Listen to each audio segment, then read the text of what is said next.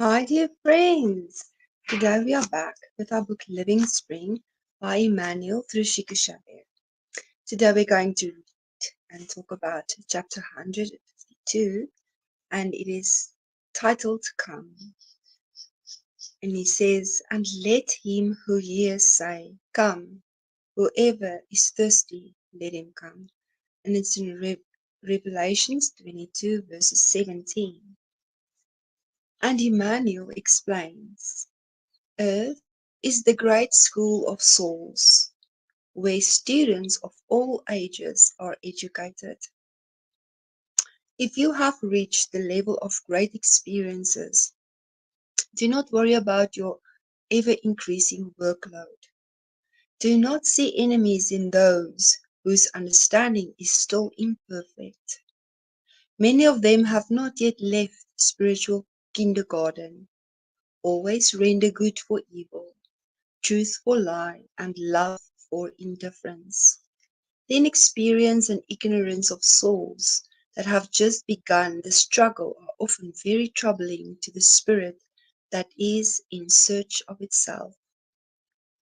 Consequently, you often may suffer from affliction and discouragement. Do not be troubled, however,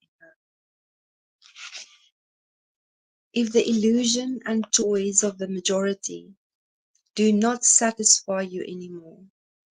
It is because maturity is pointing you towards vast horizons. Remember that only Jesus is wise and strong enough to bring you peace of mind.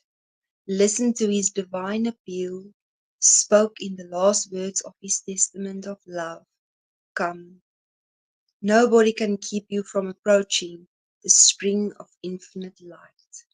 The Master is the eternal friend who breaks our chains and opens doors of renewal. However, you have to be willing. The Lord never forces anyone anything on us. Do you suffer? Are you fatigued? Do you stumble under the burdens of the world? Come. Jesus is holding out his arms to you.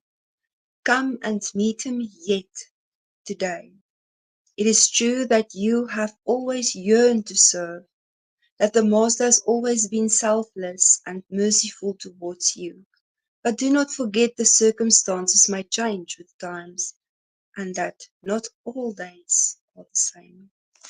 This is a very inspiring chapter by Emmanuel again, using Jesus' words to inspire us and to help us remember that Jesus is always there and that our focus should always be on him and his teachings. And let's start from the beginning because this is a beautiful chapter again. Earth is the great school of souls where students are of all ages are educated. We know that Earth is our school, and we know that not every soul is on the same level of evolution. Excuse me.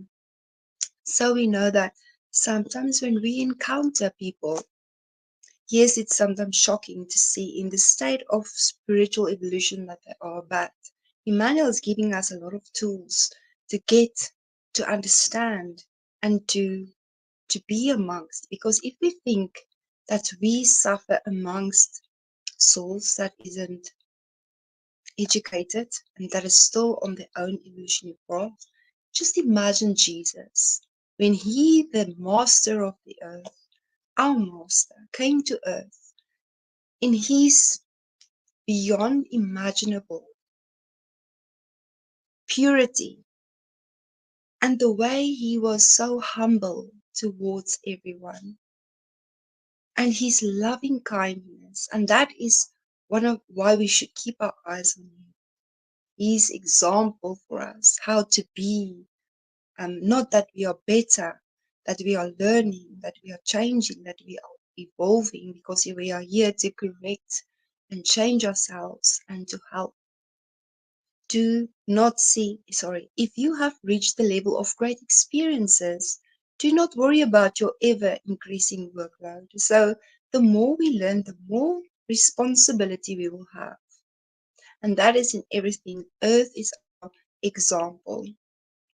The more we learn in our jobs, the more responsibility, the better we can do things, the more responsibility we get.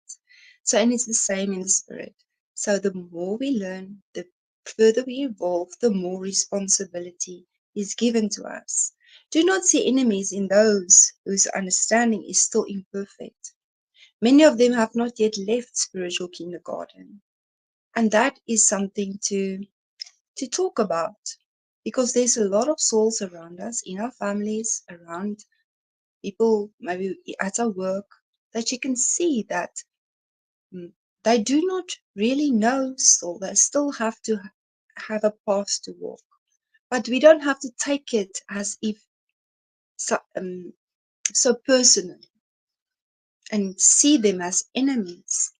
We have to see them as people that are still growing, that do not know what they're doing, and that we should just keep on with our loving way of being.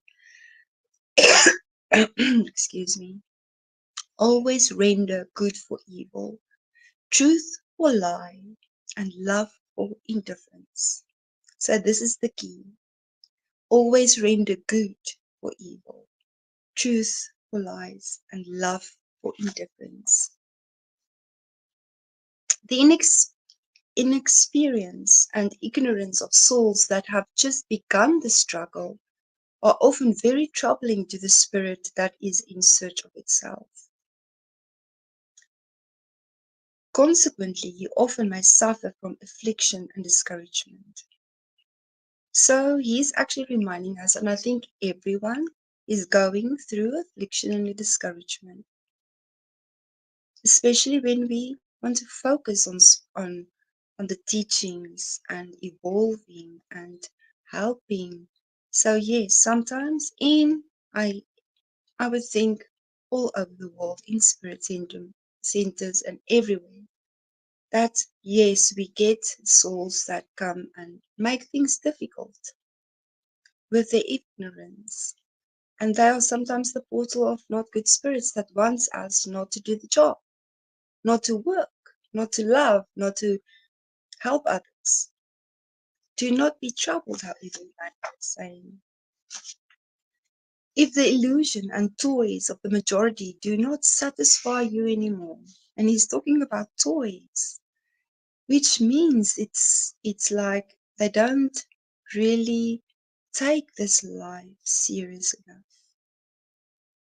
It is because maturity is pointing you towards vast horizons, because there is something for us to do, and we should always stand up for that.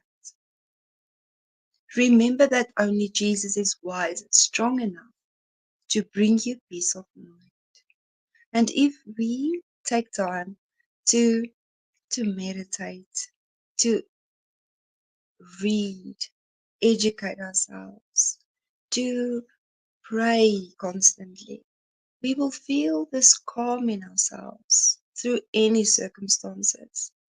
And we will get at a place that we can look at things in a different way and not feel so trapped sometimes, excuse me, or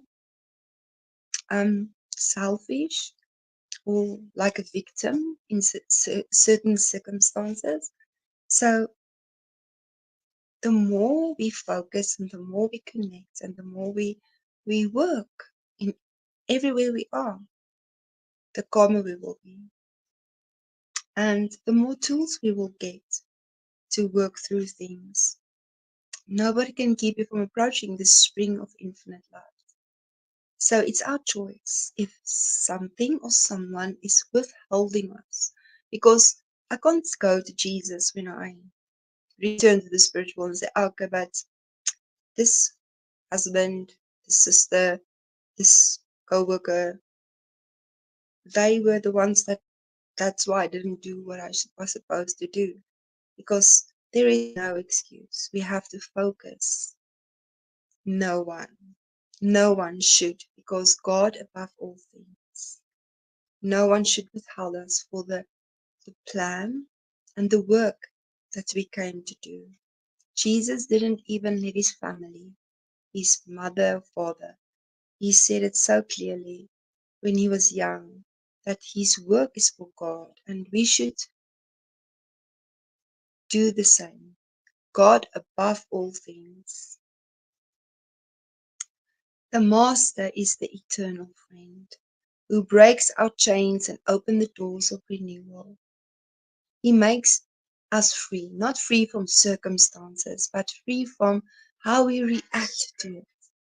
And that is how wonderful it is, because that is how we evolve. Not to be free from circumstances, but free from how we experience it. However, you have to be willing. That is the key. We need to be willing to do it.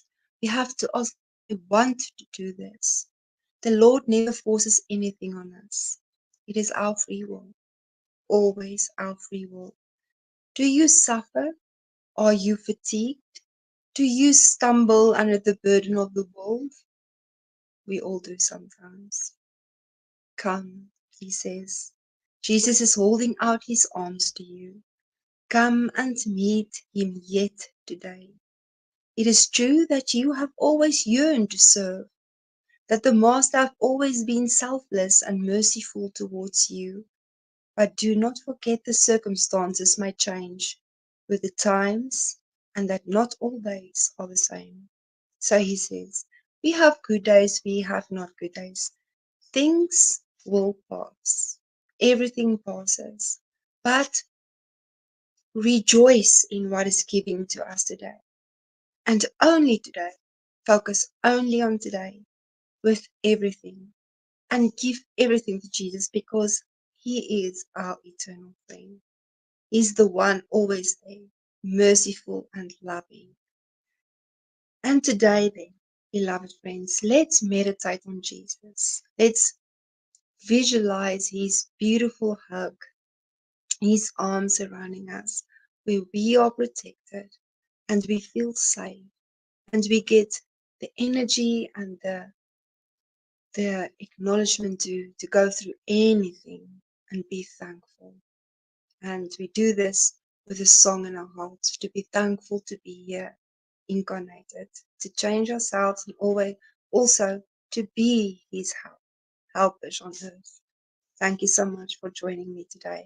May God bless each and every one of you. Until next time, beloved friends. Bye.